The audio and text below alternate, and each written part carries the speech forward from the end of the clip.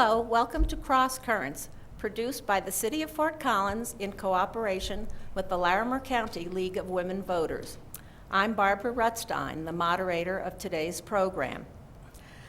This program is part of the League's effort to educate voters on ballot issues that will appear on the November 5th election. Our topic is Fracking Moratorium. Is this the way to go? During the summer, a group of citizens opposed to fracking circulated petitions requesting a 5-year moratorium on hydraulic fracturing within the city limits. The group, Citizens for a Healthy Fort Collins, got enough valid signatures to put the moratorium on the November ballot. On the one hand, the issue seems pretty straightforward. Do we or don't we want a fracking moratorium? On the other hand, there are questions of mineral rights, property rights, state laws regarding the environment and energy development, as well as legal questions that come into play. Nothing is ever as simple as it seems at first glance. To discuss some basics about the moratorium and the implications for Fort Collins, we have on my right Philip Doe, Environmental Director of Be the Change. On his right is Scott Hall, CEO of Black Diamond Minerals. On his right is Jerry Horak, a Fort Collins City Council member, and on his right is Kelly Giddens, campaign organizer of Citizens for a Healthy Fort Collins. Welcome to you and to our studio and viewing audiences. Let's begin with Kelly. Tell us why your group circulated the petitions to get a moratorium of hydraulic fracturing on the ballot. Thank you. Well, there was originally a ban in the city of Fort Collins on fracking, and the city of Fort Collins then negotiated a memorandum of understanding with our single operator, Prospect Energy, to allow fracking in Fort Collins.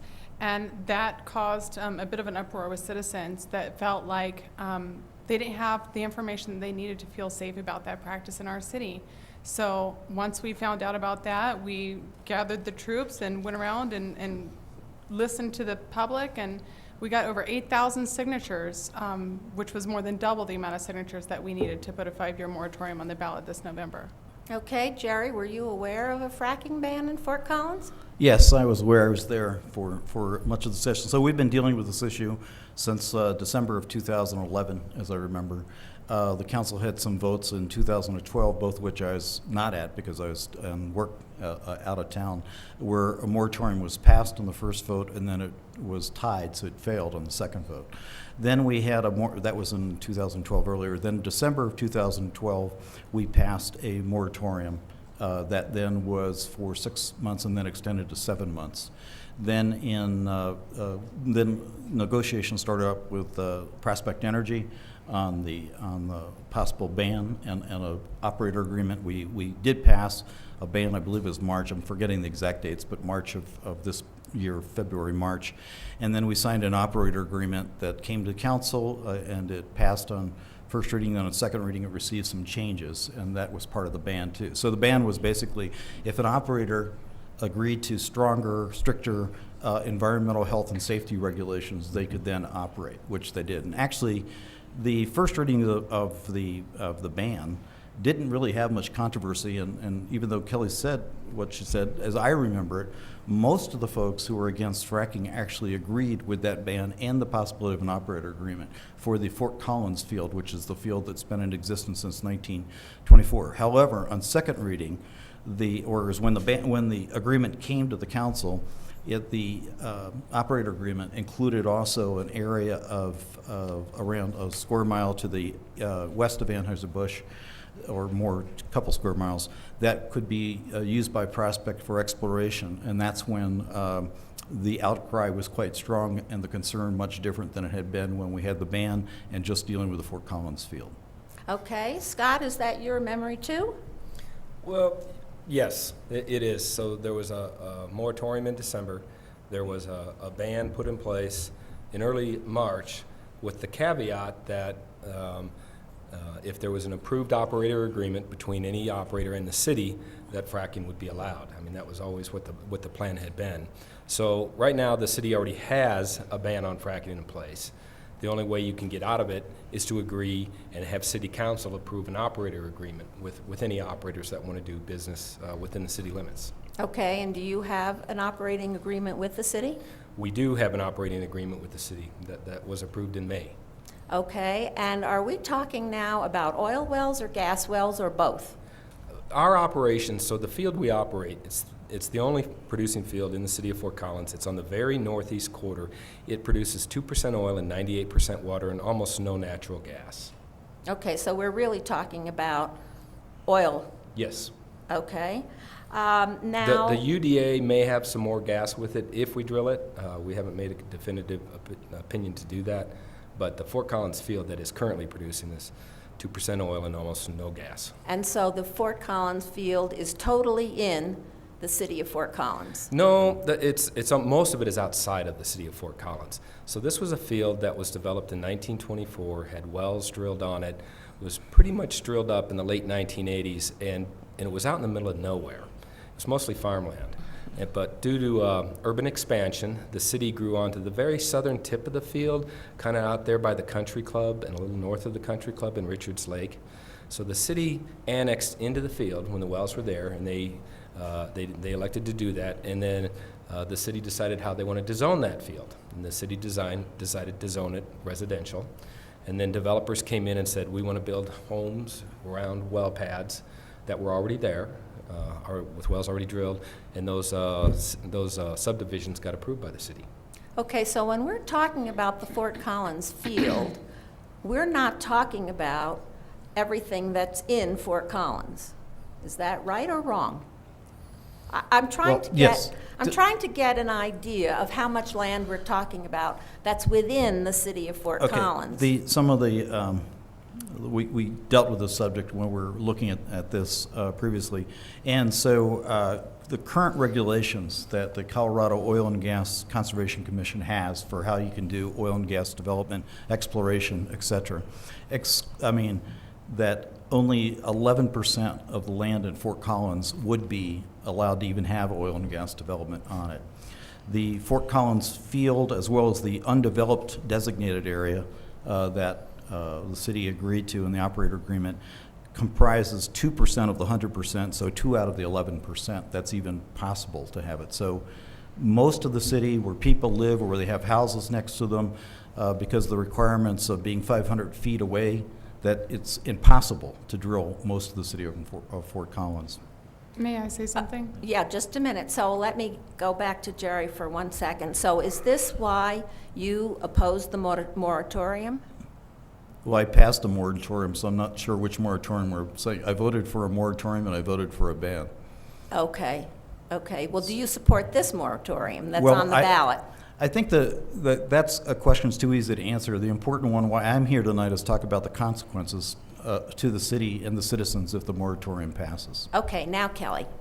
One of the things that I think is important to recognize is that the burden of this drilling will be borne on the backs of citizens in Brightwater and Richards Lake and Hearthfire, and in an area of Fort Collins that's yet to be developed that will be a densely populated urban area with schools, houses, recreational facilities, and other places where we don't really know enough information to say that we feel comfortable with our children next to those well pads.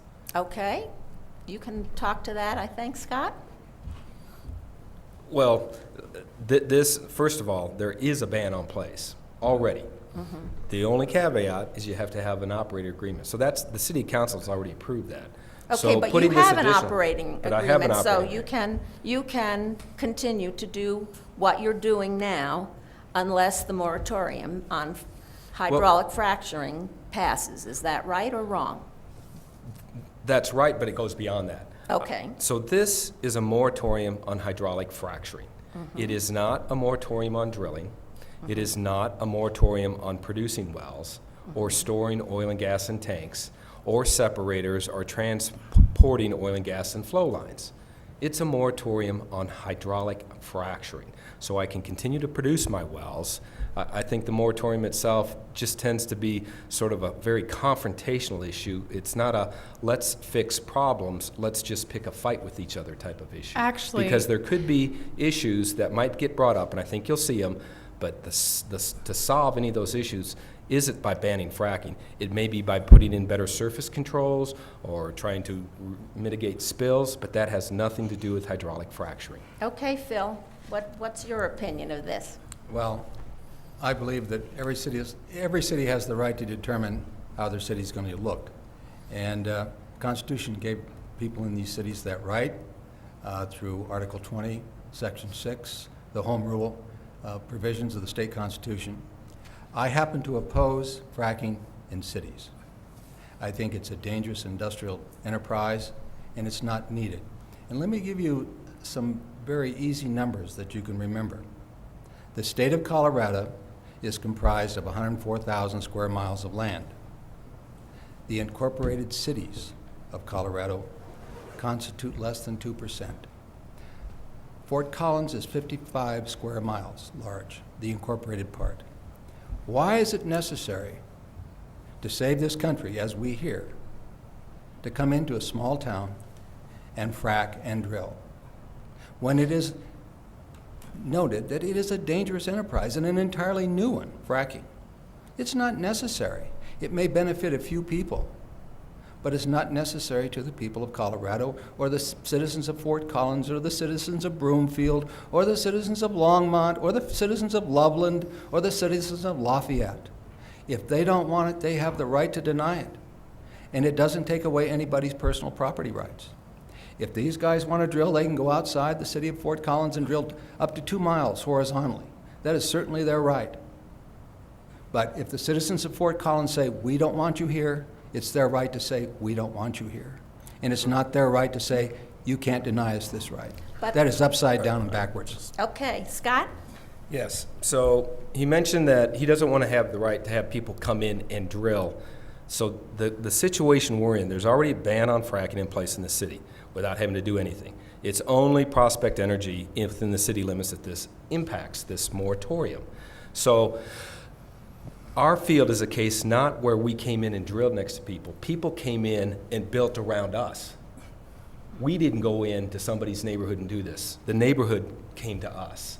So that's one thing. On the concern about dangers of fracking and it being a new technology, hydraulic fracturing was developed in the late 1940s and was patented in 1951. There has been over 2.5 million hydraulic fractures done in the world, according to the Journal of Petroleum Technology, and that was a July 2010 publication. So hydraulic fracturing is not new. The technique is not new. Has there been some nuances that have changed? When we fracked early on, a lot of times it was an oil-laden fluid, and now we use a water-laden, sand-laden fluid. So we have used to, and I have a patent on fracking horizontal wells. So some people say, well, horizontal wells, it's new. You're fracking rock thousands of feet underground. Whether you're a vertical well or a horizontal well, you're fracking the same rock that contains oil and gas in it, and those fracks don't cause any damage at all. And I would like any of my panelists here to give me one example out of the 2.5 million fracks that have been done worldwide, one example where a hydraulic fracture has caused environmental damage or hurt anybody.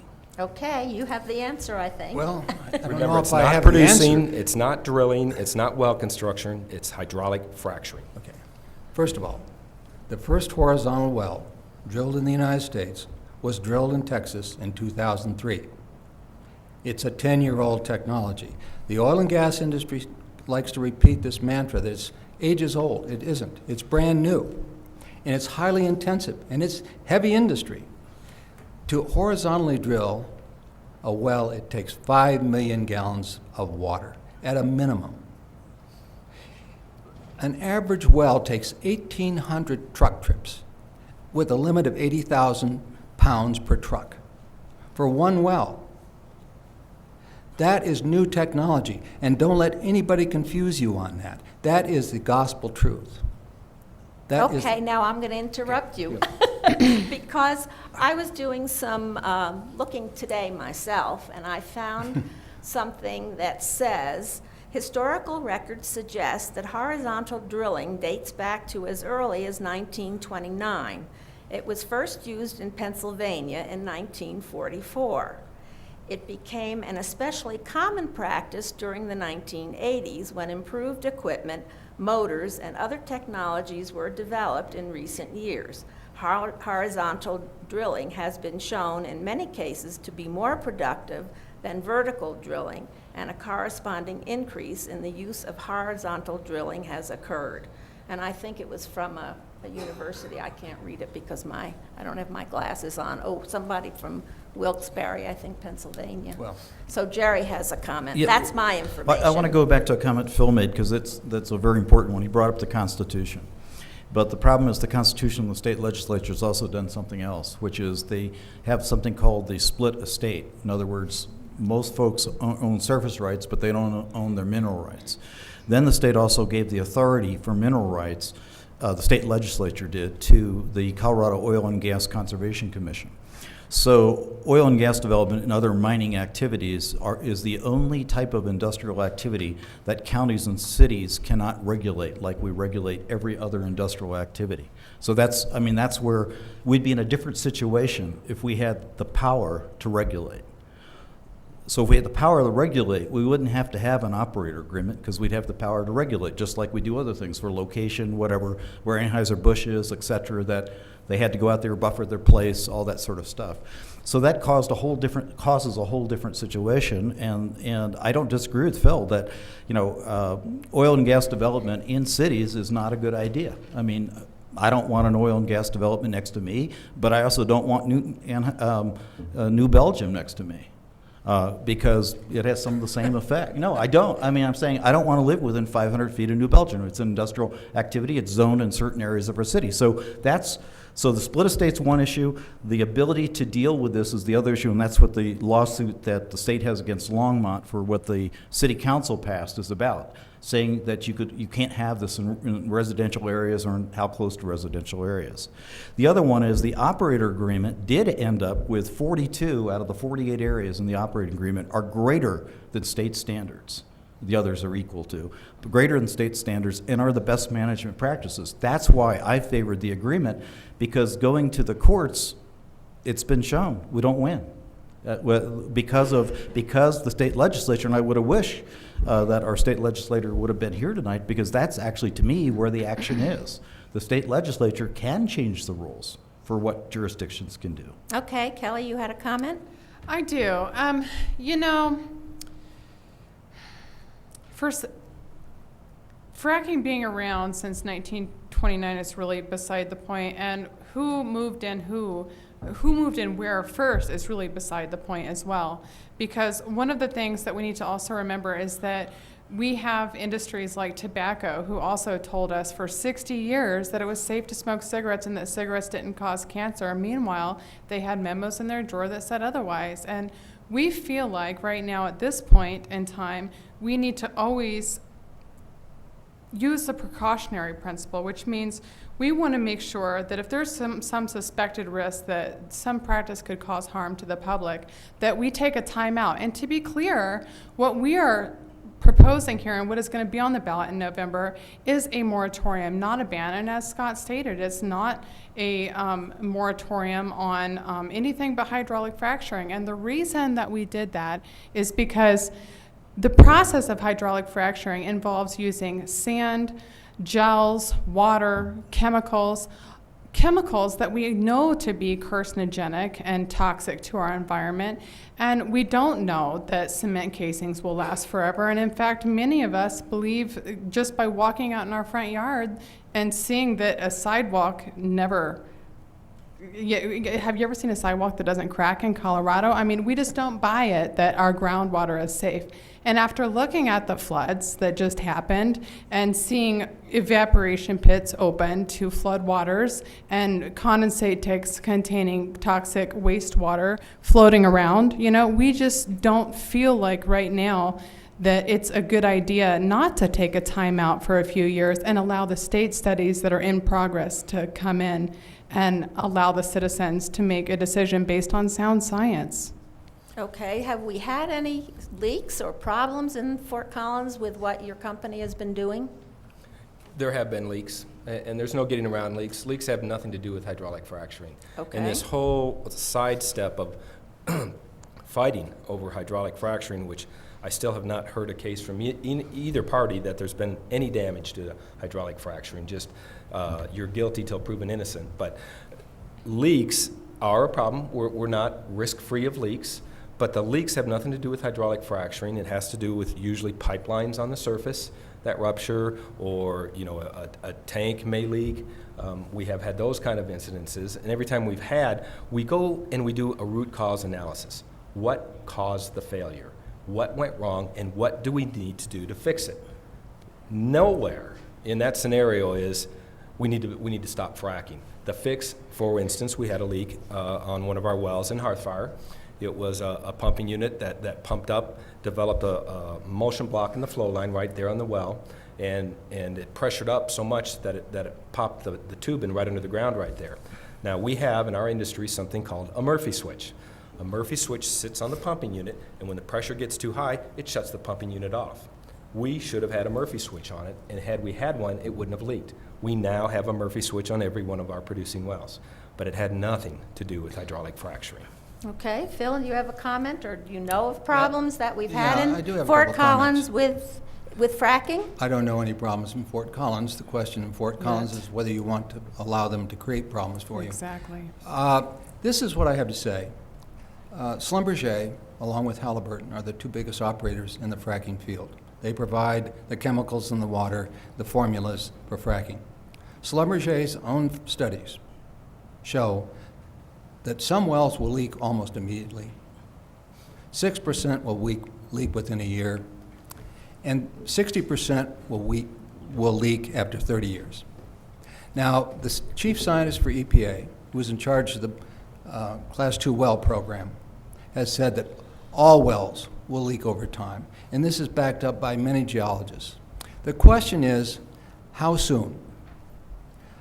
In Grafia, Schlumberger say that some of these wells will leak almost immediately. Are you willing to take this risk, particularly in light of the fact that there are no thoroughgoing studies of what fracking means over the long term? But there is a very good chance, because the only thing that keeps our groundwater, the usable groundwater, from being contaminated by fracking and the chemicals that come up and go down is a cement casing. That's right. Now, that is not a very good insulator. If it were, we'd be using cement to keep gasoline engines from leaking. We don't. We don't use cement. It's cheap, it's not very elastic, and it breaks down over time. That's what you're being asked to buy, is that sometime in the future, we've created an intergenerational disaster by allowing people to come into our cities and towns, into our countryside, and do what they want because they promise there will be no damage. They don't know that. I guarantee you they do not know that. And the good science indicates that there is a tremendous risk here. And the question for the people at Fort Collins is, do they want to embrace that risk? If you do, it's your choice. But let me go back to I have this section from the Colorado Constitution. Let's wait a minute for Okay. that. I have a question that I just don't understand, and I don't know about the rest of the audience. Well, I have a lot of them. But I don't understand that you're talking about a moratorium on hydraulic fracturing, and Scott has said that you could still drill. So and it sounds to me like you're against all drilling. We have to distinguish between the moratorium on hydraulic fracturing and drilling, I think. So in my mind, what we're saying is that he can drill whatever the city allows him to drill, he just can't use hydraulic fracturing. Is that right or wrong? Can we agree on that? Yes, and this gets to one of the big reasons the citizens of Fort Collins should not approve this moratorium. The ban on fracking it's deceptive. There's a hidden agenda, and the hidden agenda is to ban drilling. Say it. Come out and tell the citizens of Fort Collins that's what you want to do. Don't hide behind this hydraulic fracturing, which is a safe practice that's been used for many years. On your surface casing leak issues contaminating groundwater, for anybody who's constructed a well, we all know that there are at least 2 strings of casing in every well. There's a shallow casing string that's set deeper to then all the freshwater zones and cemented in place to protect that. Then there's another steel cement string that's set in the well, and that's cemented. So we do get casing leaks. I will not deny that. We don't get them near what this gentleman says. It's way overstated, but we do. Over time, And when we over get time. when we get casing leaks, they tend to be way down at about 3,000 feet where the water is non-potable, it's highly corrosive, and that's where we tend to get casing leaks. And even if we do, we still have the surface casing at the surface that protects our groundwater. So do you think then that by banning hydraulic fracturing, we're going to stop drilling? We are not trying to impose a ban on fracking or on hydraulic fracturing. That is actually not what this ballot measure proposes. Okay. In fact, as they like to say that we are a anti-fracking organization, and that's not the case. We're a group of people who are moms, dads, grandparents, teachers, you name it. And the concern here is the health and the safety of the citizens of Fort Collins. One of the things that Scott's not talking about, no one's really mentioned, is it is a different process. The drilling and the fracture and the hydraulic fracturing, that little frac that happens at the end involves chemicals that otherwise wouldn't be used, and otherwise they wouldn't be able to get to the oil that they want to. And we understand that. And that pains me, that Scott's not going to be able to get after his oil. But if it's going to cause the citizens of Fort Collins and my children, if they want to stay here, the next generation or the generation after that, to not be able to drink the water or live here safely without having an onslaught of cancers, then I'm willing to take that chance, at least while we wait for the studies to come in. If they find out that it's perfectly safe, then there's no reason why they can't go about their business and frack. But we don't really have that information. They've done studies in Garfield County, but the oil industry will tell us that there's a different geography and different weather, so those studies don't apply to us here in Fort Collins. And that's really what we're after here. We really want to make sure that studies are done here that can address the geography and the weather and the climate here and the effects that we might be dealing with going down the road. Okay. Scott? Right. So I hear this a lot. Chemicals in fracturing fluid. So fracturing fluid nowadays tends to be the liquid phase. So there's sand, and a lot of that sand is just like you get out of your play box or out of your sand box. And then we pump that in with water, and there is a few chemicals in there. It tends to be in the neighborhood of about 2 or 3% of the liquid phase, and it's non-emulsifiers, it's corrosion inhibitors. And if you look at your can of Pledge, you have non-emulsifiers and you have corrosion inhibitors in Pledge. So you have these chemicals all around us. They're in our house, they are in our wells. The key is not whether you have these bad chemicals, it is the exposure of those bad chemicals and how you get exposed to them. I mean, if we have these bad chemicals in your house, you might have cooling fluid for your radiator. Don't drink it, and these chemicals don't come into contact with people. They're protected from the people. Both multiple casing strings we run, when we flow it back, we very carefully, and we're regulated about how we have to handle all of those, just like you're very careful with your Pledge or your coolant that goes in your radiator or your car. And I have 4 grandchildren who live in this town. So I have my daughter, my son-in-law, my family. I care about my family too. Don't ever think that there's just this, I only care about my kids, and I care about my grandchildren too. Okay, let's talk about the implications of the moratorium if it passes. Jerry, will there be a lawsuit, do you think, by an oil company? Well, I think the possibility of lawsuits by many different people are quite high. The existing operator has been operating. The situation here is different than where some other moratoriums or bans have been passed. In Longmont, for example, there's no active operator that was actually had an active field going on.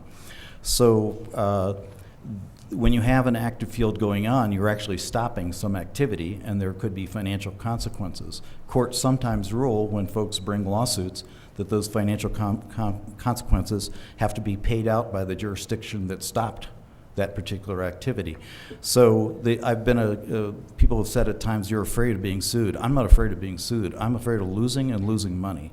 And losing money in the sense of the city having to pay out large sums of money.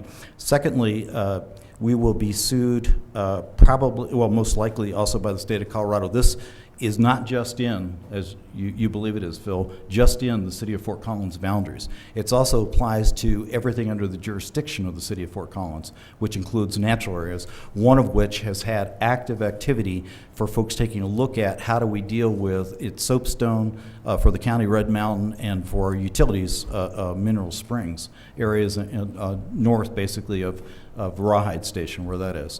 That is involved, the state land board owns a lot of that land in a checkerboard fashion. Oil companies own lots of that in a checkerboard fashion. We have been working, the city of Fort Collins, with the Nature Conservancy as well as the State Lands Board on a process called Energy by Design for the last 3 years to try to determine which, if you're going to have to do wells there, if wells end up being there, where's the least environmentally, cultural, scenic, et cetera, places where it could go. So that wasn't involved in the ban that the city passed. It is involved in this particular ordinance. It is covered by the ordinance. So the state of Colorado, most likely not just to overturn the ban because they don't think we can do something like that, this moratorium for 5 years, but the State Lands Board, which has a financial interest, will also be suing us, besides the highly likelihood of whoever are the other landowners who's, I believe Anadarko and some others already have leases in that area.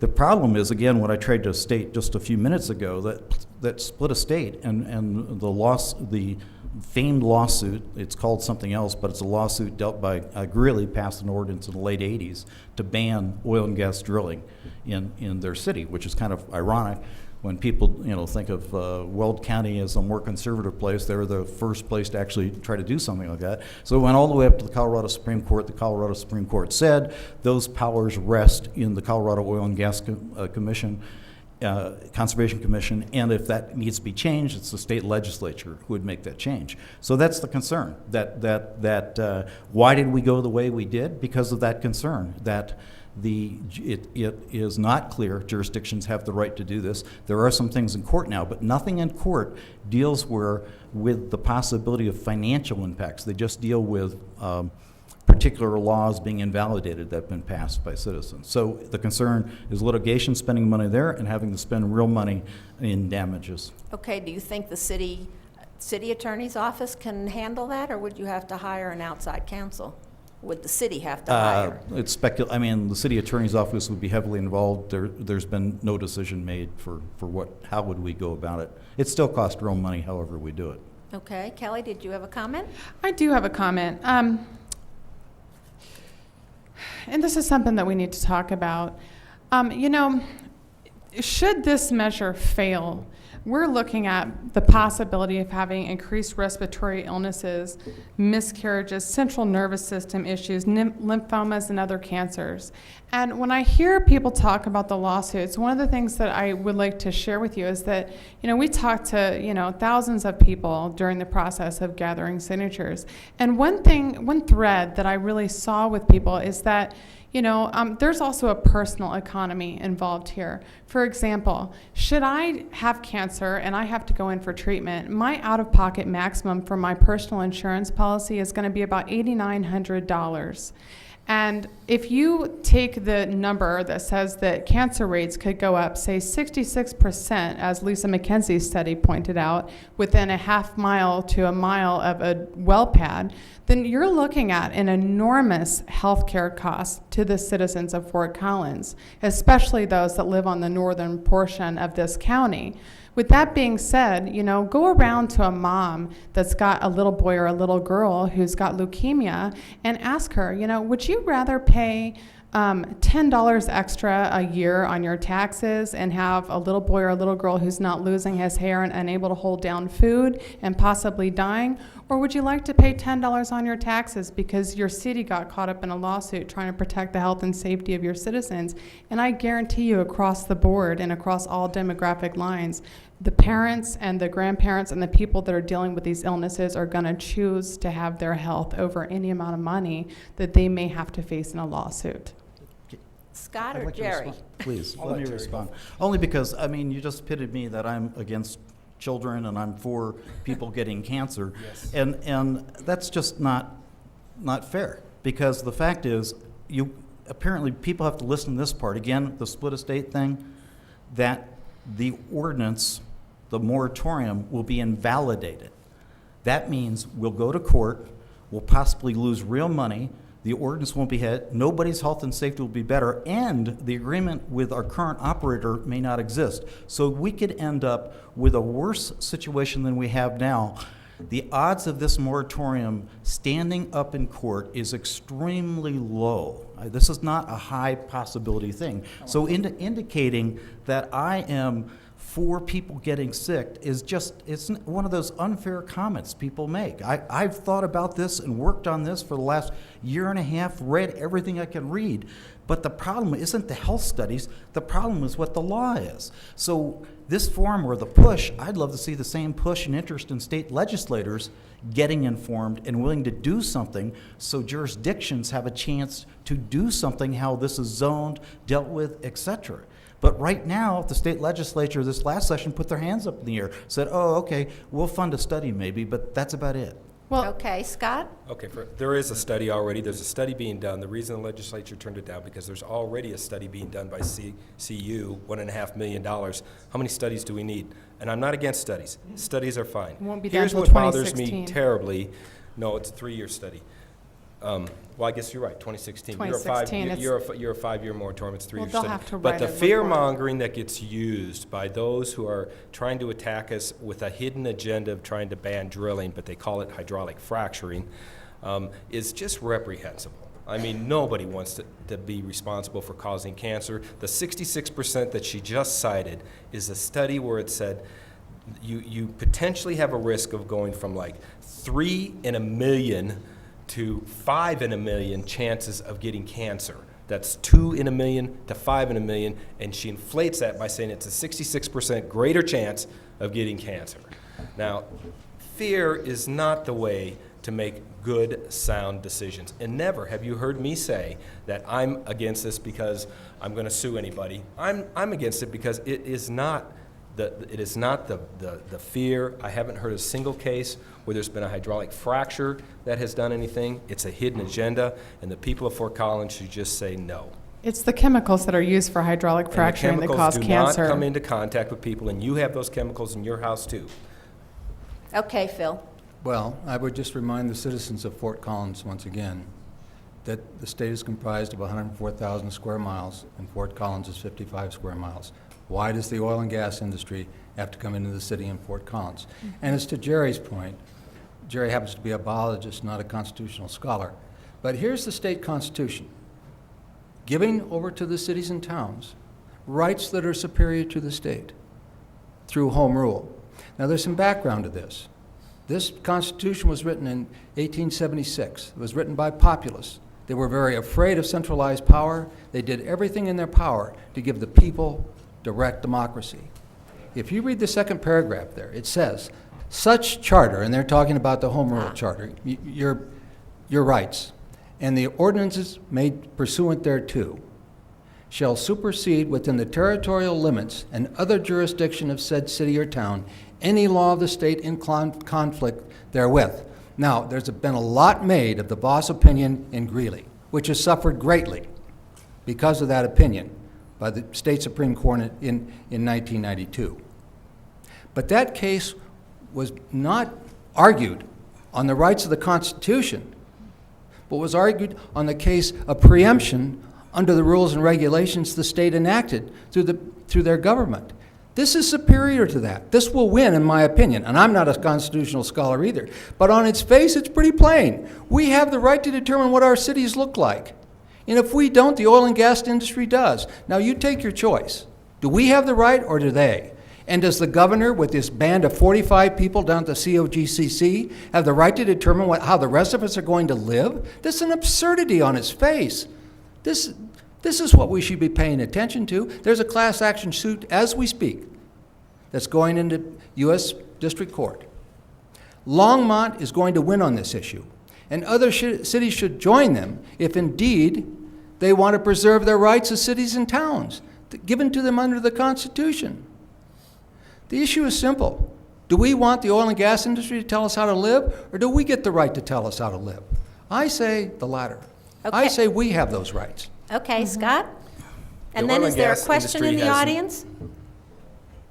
Let's take the audience. That's fine. Thank you. This question is for Scott. Scott, whenever you've responded to questions about health and leaks, you've talked about how hydraulic fracturing isn't really the concern, right? The drilling is the concern. My understanding, though, is that hydraulic fracturing is indirectly related to pipelines and to compressor stations and to every aspect of the greatly expanding natural gas extraction industry right now. So I'm hoping that you can explain a little bit how you see hydraulic fracturing as isolated from some of the leaks and other concerns that other folks on the panel are voicing. Yes, Thank you. that's a good question. So, I mean, I'm an engineer. My job all my career is to solve problems, not to pick fights. That's what I like to do best. I like to solve problems. So, if there's a problem with spills, let's look at trying to build better infrastructure. Has nothing to do with fracking. If there's a problem with emissions in the air, let's work on reducing our emissions in the air. Nothing to do with hydraulic fracturing. Nothing at all.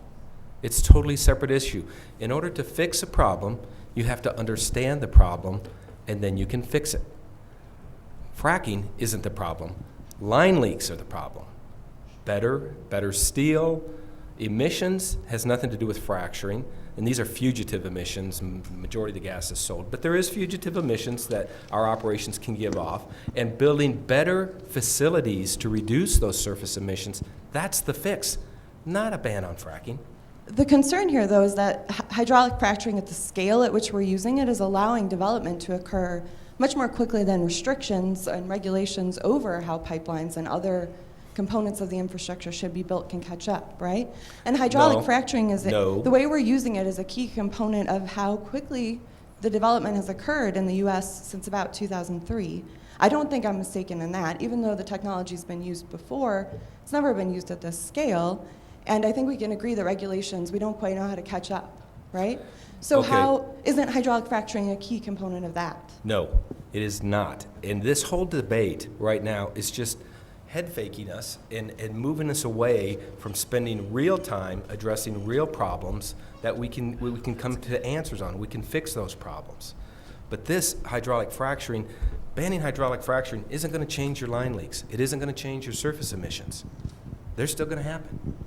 But if we concentrate on the real problem and get away from spending a lot of our time discussing hydraulic fracturing, which is safe, we can fix those problems. And I think, the city has saw where we, Prospect Energy, went out and we put vapor capture on all of our tanks to gather these fugitive emissions that addressed a real problem, trying to reduce emissions on our facilities. That fixed a problem. Okay, I think there was another question. Go ahead. Question for Scott. My information is that Prospect Energy is being purchased by a Texas oil company. If that's correct, will you have a role with that company? And do we as citizens have an expectation of the assurances that you're making being transferred to a new company, out-of-state company? Right. So, not sure what this has to do with the moratorium on hydraulic fracturing, but It's yes. a fair question, sir. Well, it is a question, yeah. So Prospect Energy the company is being sold to a company that really sits above me, all right?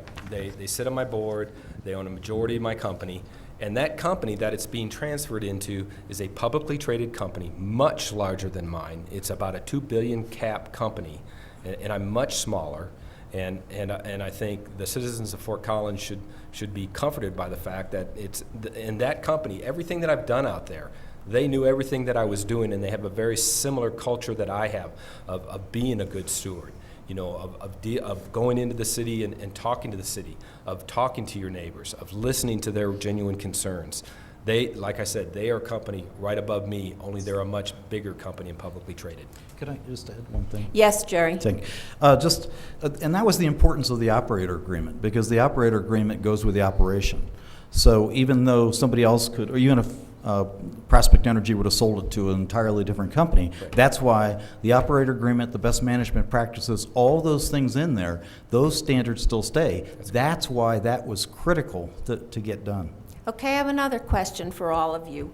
The 5-year moratorium says that the city will fully study the impacts of this process on property values and human health. Who's going to do the study? I actually don't believe that the language says that the city will perform any study. The intention behind the moratorium, as the language was written, was to allow time for the state study, which Scott just mentioned himself, that will not be done until mid-2016, at which time reports and recommendations will be given, which is why we asked for 5 years to be sure that they had time to write their reports, make their recommendations, and take further action so that the citizens can make their decisions based on sound science. And to add to that, Scott says that what he really needs is real time to spend on fixing the problems with line leaks and those things that might make us sick. And that's exactly what we're trying to give him. We're trying to give him 5 years to take the time that he needs with his technology to fix the problems while we study the health risk and make sure that we're using the precautionary principle to protect the public before we do something that could have real, lasting, and permanent consequences to both our environment and our neighborhoods. So, do you agree that somebody else is going to do the study? Yes. Jerry? I made sure I read the ballot language before I came over here this morning, this evening on my little machine here. And yes, because I'd heard that too. People have claimed that that's not true. That it's, as Kelly said, it's the state study that's going on, and the city will be looking at those results along with other people. The city does not have to spend money to do a research. We'll do as we did when we've looked at this issue and continue to look at the issue. Have people looking at whatever the study's coming out, whatever the information. I just wanted to deal with the constitutional question because I was accused of not being a constitutional lawyer, nor do I want to be president today. Anyway, I don't think you have to be a scholar. The amount of material I'd say I've read, Phil, is probably much greater than what you've read in the last year and a half, dealing with the legal issues, dealing with opinions, dealing with the cases that have been done, and dealing with likelihoods. If I thought the likelihood of the home rule out trumps everything, I'd be all for doing that. It just doesn't. It could. Okay, go ahead. Well, it's your hierarchy of needs here. Is public health and well-being the first principle of government? If it isn't, then being sued is the thing we should fear most when we go to bed at night. I think what we have to worry about is public health and well-being. We don't know the answers to that because this is a new technology. And I think it's okay for the citizens of Fort Collins to decide that they don't know enough and they don't want them here until they know enough. And that's what this moratorium does. I mean, the oil and gas industry has fought study after study after study. There was a piece of legislation last year, 2012, down at the Colorado Capitol. It was defeated. And all they were trying to do was get a census of health reports from people that worked in the fracking field, what the health implications were. It was defeated. Okay, What on Scott? earth goes on here? Why So would you defeat something like that? We've already said it was defeated because there's already a study in place. How many of your tax dollars do you want to have multiple studies of the same study going on at the same time? The second thing, I want to talk about the cumulative health effects of oil and gas. So oil and gas, it brings energy to everybody's lives. If you look at us, our lifespans have doubled in the last 120 years, and we've been on this planet 200,000 years, but in the last 125 years, our life expectancies have doubled. And why has it doubled? Not because of It's oil. doubled because we have learned to harness energy to benefit all of society. Back in the early 1800s, 98% of our population was farmers, but because we have energy, and 63% of that energy is oil and gas, we now have a much easier life. We can push on a gas pedal and go from here to Loveland in 20 minutes. We don't have to do any work. All those farmers that used to be farmers now are only 2%. 2% of the population's farmers. So they became doctors, they became lawyers, they became teachers, all specializing to help improve our quality of life and make our life easier. So the cumulative effects of oil and gas has allowed us to dramatically increase our life expectancy and give us all a better quality of life. Okay, one quick question from the audience. Yeah, I actually, it's kind of two, but they're kind of together, and they're for Scott. And I'm an engineer as well, so I totally understand the problem-solving part. But with this fluid, the 5 million gallons or whatever it takes to frack, that just contains pledge or some household chemical in a very small quantity. When it comes back up as produced water, how does the oil industry clean that so we can use it again? And the other part of my question is, we talk about this operating agreement, but I was wondering how strict the COGCC or whoever you made this agreement with, like what are the tenets of this agreement you've made so that you can continue drilling in Fort Collins? Okay, is there a quick answer? Yes, okay, so as to the frac fluid, what do we do with it when we're done with it? So, when that comes back to surface, it goes into tanks, and those tanks, we will take that fluid, and what the industry is starting to do much more than it used to, and thank goodness for some of the environmentalists out there that are pushing our industry in better direction. I draw a hard line for those who are just trying to shut us down by bans on fracking, but those who are pushers, we're starting to recycle that water now. So it comes back, there are recycle facilities that they have that will take that water, clean it up, and allow us to reuse it again and again. And that is becoming an expanding technology within our industry, and that's a good one. There is some water that ends up going and it gets disposed of in very deep disposal wells that are EPA approved, that are down way below the surface, far below fresh water, and they're very well protected, and they're being disposed into zones that has very bad water in it already. That is Okay, code for and you can Jerry? never use it again. Jerry? The, And it's less than 1% of the water consumed in the state, our industry. the operator agreement that Fort Collins signed with Prospect Energy and has all those requirements that it becomes part of the permit from the Colorado Oil and Gas Conservation Commission, and the commission can enforce that thing besides us being able, since it's a contract, taking Prospect Energy court. But the more effective route is the part of the enforcement will be done with our help of monitoring that we're doing, as well as others can report those, and the commission is the one that can enforce this. That's why, and it's the only way you can get something greater than state standards. Okay, for your final comments, it's almost 8 o'clock. We need to have final comments. Why don't you very succinctly tell people why they should vote for the moratorium or against the moratorium? And why don't we start with you, Kelly? Thank you. You know what? I'm a mom. I'm not an engineer. And my job is to protect my kids and be the voice for those moms around town who would like to protect their kids and the grandmoms.